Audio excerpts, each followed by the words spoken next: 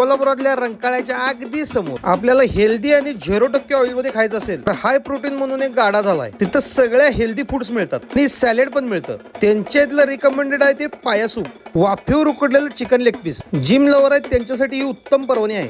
आणि सगळ्या सॅलेडची सूपची क्वालिटी तर त्यांची एक नंबर आहे.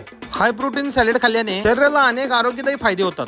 पाया सूप त्यांचा तर टॉपचा विषय होता, टॉपचा. आणि चिकन सॅलेड तर अप्रतिम होतं, अप्रतिम. त्यांच्या इथं पार्सलची पण सुविधा आहे. लई जण असं पार्सल पण घरी घेऊन जातात. मस्त असं ड्रेसिंग विसिंग करून देतात. खतरनाक म्हणजे खतरनाक.